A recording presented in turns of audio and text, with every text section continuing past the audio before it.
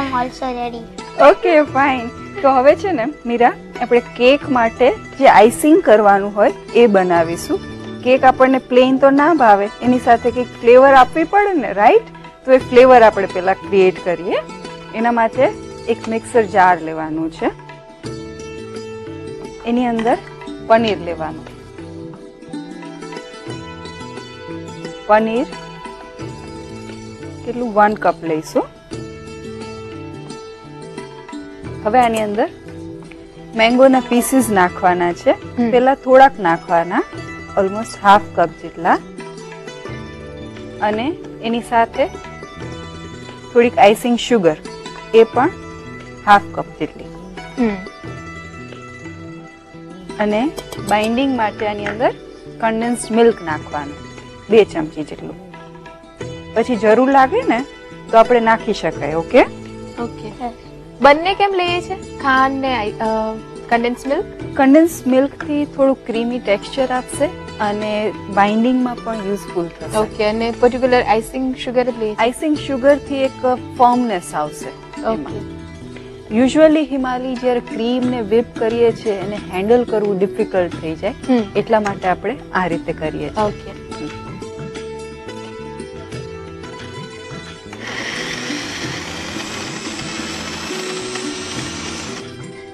Crush થઈ ગયું છે અને એક બોલમાં ટ્રાન્સફર કરી લેવાનું.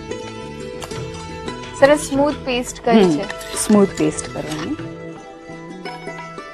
મેજરમેન્ટ થોડું આમ તેમ થઈ જાય તો ચાલે છે? હા, ચાલે છે. ઓકે.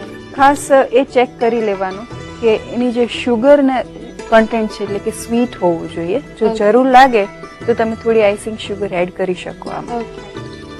હવે આજે Yes. બ્રેડ નથી, આ કેક છે. આને કઈ કહેવાય? વેનીલા સ્પોન્જ કેક છે. બરાબર? માર્કેટમાં આવી તૈયાર મળતી જ હોય છે. આ આપણે લાવીએ ને ત્યારે આવી રીતે એનું ફોર્મ આવું હોય, આડું અવડું હોય. તો આને એકદમ સરસ આપણે શેપ આપીશું. પહેલા ઉપરથી આવી રીતે કટ કરી લેવાનું. ઓકે.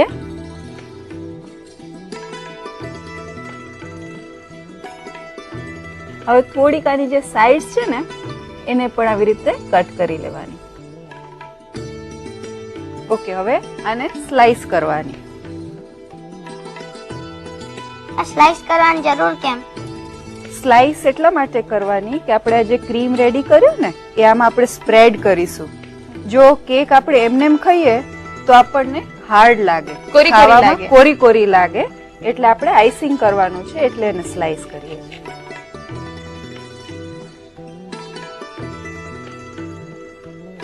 આ કટિંગ થઈ ગયું. હવે બ્રેડ જે છે ને, તું આને ફીલ કરજો. આ હાર્ડ છે? હા. કોરી છે ને. હવે એને આપણે એકદમ સોફ્ટ ને સરસ કરવી હોય ને તો શું કરવાનું? આવું ઓરેન્જ ક્રશ છે. હા. ઓકે. આમાં લેવાનું બાઉલમાં. થોડુંક પાણી નાખવાનું. ઓકે. ઓરેન્જ ક્રશ ના હોય ને તો ખાલી અંદર શુગર નાખીને પણ કરાય. પાણી વધારે નાખી ગયું હોય તો? પાણી ધ્યાન રાખવાનું, વધારે નહીં નાખવાનું. કેક બગડી જાય. હા. હવે આને છે ને સોક કરી દેવાની. ઓકે. તું કરીશ? થોડું પાણી સ્પ્રેડ કરવાનું છે. આની ઉપર આમ થોડું સ્પ્રેડ કરી દે. આ નાખવાનું જરૂરી છે? હા, બહુ જ જરૂરી છે. આ નહીં નાખો ને તો કેક તમને સોફ્ટ નહીં લાગે. થોડુંક આપણે કન્ડેન્સ મિલ્ક લગાવીશું. ઓકે. એ પણ લગાવીએ છે. હા, સ્વીટનેસ ને થોડું ક્રીમી ટેક્સચર સરસ આવશે ને. આવી રીતે.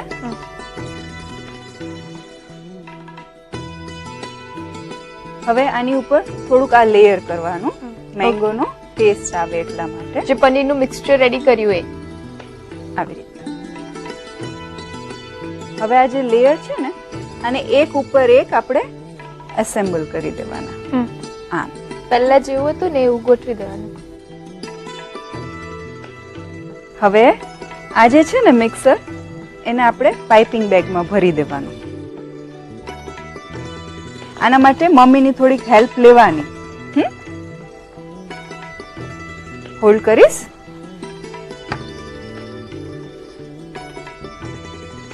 આ પાઇપિંગ બેગ શેના માટે?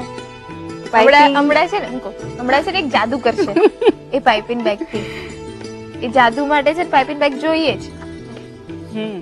તું જે ઓલું આપણે કોર્ન ને બધું ખાઈએ છે ને આઈસ્ક્રીમ કોર્ન, તો એ કેવી મજા આવે છે ને એનાથી ખાવાની. હા, તો આનેથી છે ને એક સરસ ડિઝાઇન આપણે કરી શકીએ. ઓકે, એટલા માટે હવે ડિઝાઇન પાડવાની. હવે આજે આપણે પોઈન્ટ અહીંયા રાખ્યો છે ને, અહીંયા આપણે ઓરેન્જ મૂકીશું. હવે આને સર્વ કરવાની. કેકને આવી રીતે લિફ્ટ કરી અને સર્વિંગ પ્લેટમાં મૂકી દેવાનું. એકદમ સાચવીને. ઓરેન્જની સ્લાઇસ કરીને અહીંયા મૂકી છે. કેક ખાઈએ ને એની સાથે થોડી થોડી ઓરેન્જ પણ ખાવાની. ઓકે, હવે જેમ તને ભાવે છે? બ્લેક કરન્ટ જેમ છે, કાળી દ્રાક્ષ હોય ને એનો જેમ છે, એ આપણે અહીંયા વચ્ચે મૂકવાનો થોડો, અને રોઝ છે કે એ મૂકીશું. આ ખાઈને જવાના. હા, એક ફક્ત ડેકોરેશન માટે છે. તો રેડી છે quick and easy mango orange cake.